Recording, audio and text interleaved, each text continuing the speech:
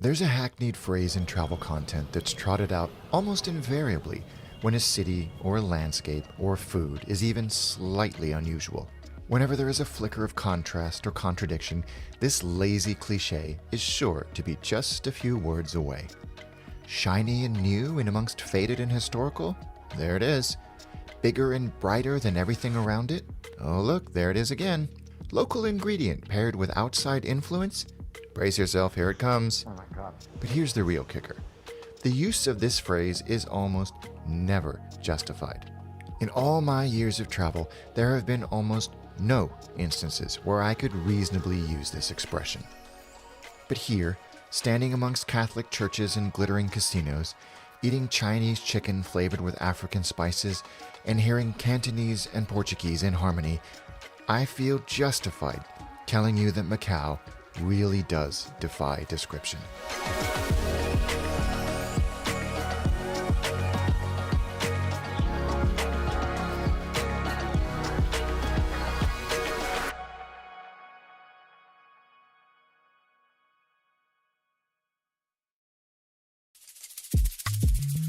Normally we focus on airports in this segment, simply because they are the most common point of entry for most destinations.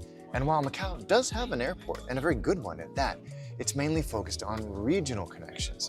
So for us international visitors, the easiest way to get to Macau is actually to fly to Hong Kong, simply due to the number of international flights there, and then take one of these incredible things. This incredible machine is a jet catamaran powered by 2 gas turbine engines which zip you along at 45 knots. The result is a fast, quiet, smooth ride that will get you from Hong Kong to Macau in about an hour. When I lived in Hong Kong, the hydrofoil was the only game in town. Since then, an extraordinary feat of engineering has been achieved. One can now drive from Hong Kong to Macau. The Hong Kong-Zhuhai-Macau Bridge is a 55-kilometer bridge and tunnel system. It is both the longest sea crossing and the longest open sea fixed link in the world. And while driving over with your own vehicle is nearly impossible due to permits and fees, there are regular bus services that will make the journey in about 45 minutes for only $10. And for the bougie amongst you, there is a helicopter service every 30 minutes from Hong Kong, but it will set you back over $500 for the 15-minute one-way flight. So whether you arrive in Macau on a bus, airplane, hydrofoil, or helicopter, you bougie thing, one of the first things you'll notice is how compact Macau is. Just 46 square kilometers. That's smaller than some airports we cover on this show. So getting around is relatively straightforward as long as you bear one or two things in mind.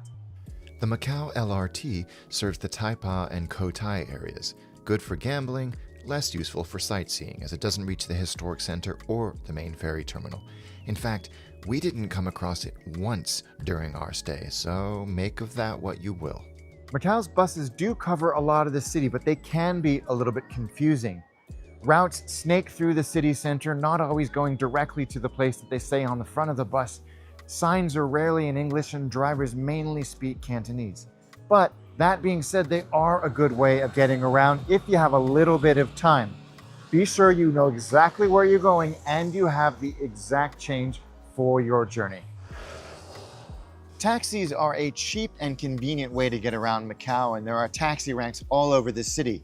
You can, of course, attempt to hail one on the street, but based on our experience, you might have to wait a while, and you'll have to wait even longer during peak periods or during bad weather.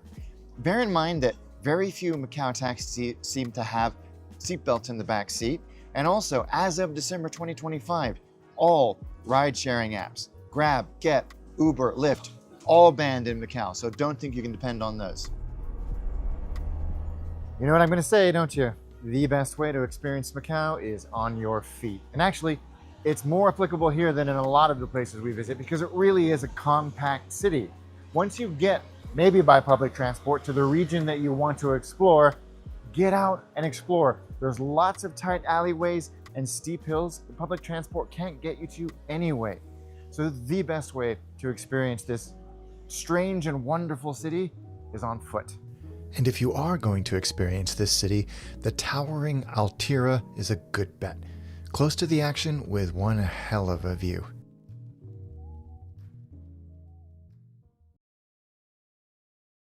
Whenever I'm traveling, this is the bit I always dread. Trying to order food or participate in a conversation, all while holding up my phone like I'm filming evidence rather than ordering dinner. But now, there's a solution. These are the LEION Hey 2 AR translation glasses, specifically designed for travel and real-world conversation. But it's not just the translation that's clever, it's where it happens. Subtitles appear right in your line of sight, so you no longer have to look at your phone and you can stay present. From French to Cantonese and over 100 language pairs, and the words appear almost instantly due to the 500 millisecond latency. This is particularly impressive with the free talk feature. Instant subtitles appear right in your glasses when others speak, And then everything I say is translated into French. Et puis tout ce que je dis est traduit en français. In a place like this, that matters. Background noise, multiple overlapping voices, no problem. The 4-mic array and noise reduction helps isolate speech, so you never miss what's being said. They're also pretty comfortable. Lightweight design, that classic brow line design, you almost forget they're there, which I suppose kind of the point. Battery life is solid too. 6 to 8 hours on the glasses, and the charging case can recharge the glasses up to 12 times, ideal for packed itineraries. And with its teleprompter features and AI Q&A feature, this feels less like tech and more like a travel superpower. For travelers, I think this might be the best use of AR I've ever seen. LEION is currently running an early bird promotion from January 6th to January 31st. More details below. Like Macau itself, the food scene here is a confluence of cultures, primarily Portuguese and Chinese. So a great place to start is Henry's, a beloved culinary and cultural checkpoint for locals and travelers alike. Its owner, celebrated chef Raymond Vong, is our host and expert on Macanese cuisine.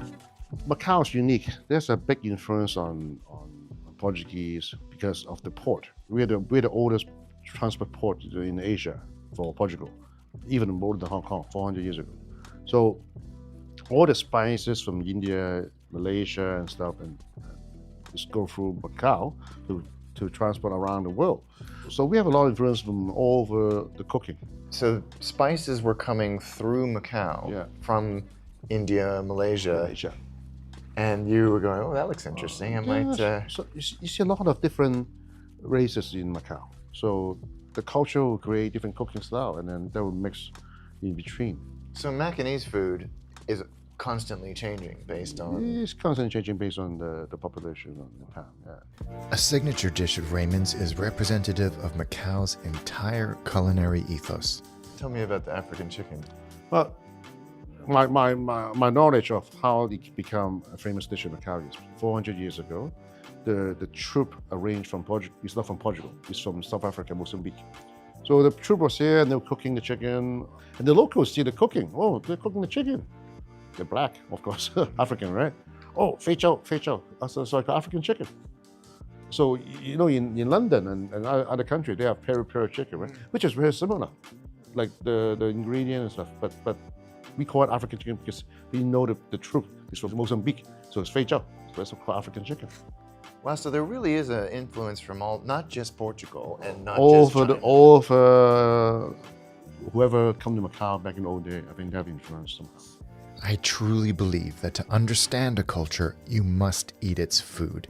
And you must do that in a place that does it well. I make you some bacalhau brash. This is stir-fried bacalhau. I make you a nice Portuguese soup, a green soup, caldo verde. We share that. I make you some nice spicy prawn and African chicken. Amazing. A true blend of cultures and influences. Soups, beautifully prepared fish, and some of the biggest prawns I have ever seen. You set the bar very high. And then the star of the show, African chicken. Perfect. It's absolutely delicious. So perfect, so famous, and so revered that they put the recipe right there on the placemat. Oh, I took a picture of it. Stuffed, educated, and inspired, Raymond sends us on our way with a few tips of where to find more of Macau's culinary gems. What I have in my hand might not necessarily be traditionally Macanese, but it is iconically Macanese. And it is beautiful in its simplicity. You can trace its ancestry back to the Portuguese bifana pork sandwich. And it is simply a thinly sliced, freshly fried, bone-in pork chop, which has been marinated in a blend of Chinese 5-spice, garlic powder, salt, sugar, soy sauce, black and white pepper, and then it's placed on this bun, locally known as a piggy bun, which I rather like, which is crispy, crunchy on the outside and beautifully soft in the middle. And the result, I mean, it's a fried pork sandwich. What more do you want? I don't think it needs any further explanation. I'm just gonna eat it. Oh my God. Oh. Fried pork. You're hungry for more, but don't worry, we've saved room for dessert. The classic Macau egg tart is not some ancient colonial relic. It's actually younger than most backpackers. It was created by a British expat, believe it or not, Andrew Stowe, who looked at the Portuguese custard tart and thought, yeah, but what if? And what he created is neither Portuguese nor Chinese, really. The classic Hong Kong dan tat is an exercise in restraint. It's a smooth, sweet custard. The Portuguese version is denser, richer, blistered with caramel. What Stowe created is something else completely. It's a looser, sweeter custard in a insanely buttery, flaky English short crust pastry. You can call it fusion if you want, but really it's a British take on a Portuguese classic perfected in Macau, and they are absolutely delicious. And while it may look similar to those other variations on the classic egg tart, you won't actually notice the difference or appreciate the difference until you actually eat it.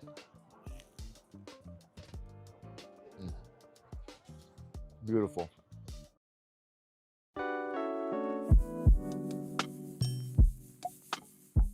Macau uses the pataka as its currency, indicated as mop next to prices.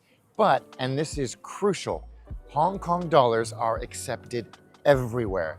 Shops, restaurants, taxis, all fine. So if you arrive with a fistful of Hong Kong dollars, don't bother exchanging them. The only caveat to that is if you pay in Hong Kong dollars, you might get your change in patakas, but because the dollar and the pataka are pegged one-to-one, really doesn't matter.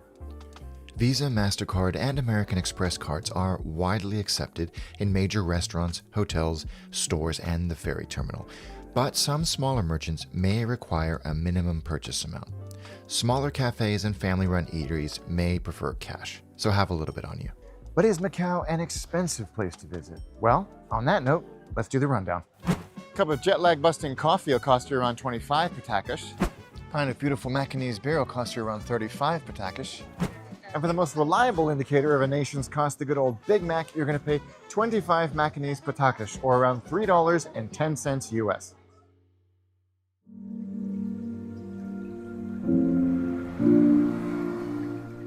Despite living in Hong Kong for years, I'd never actually been to Macau before this trip. And to this day, I'm not sure why.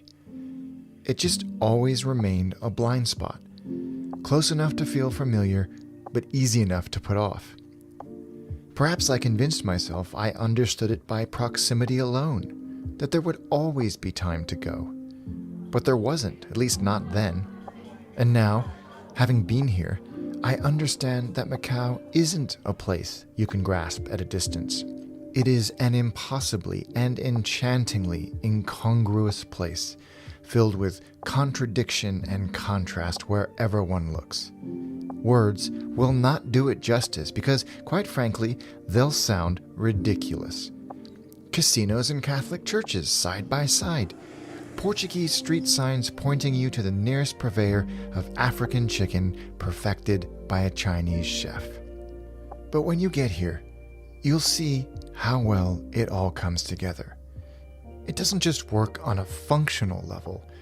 It produces some of the most delicious, bizarre, captivating creations that I have ever come across.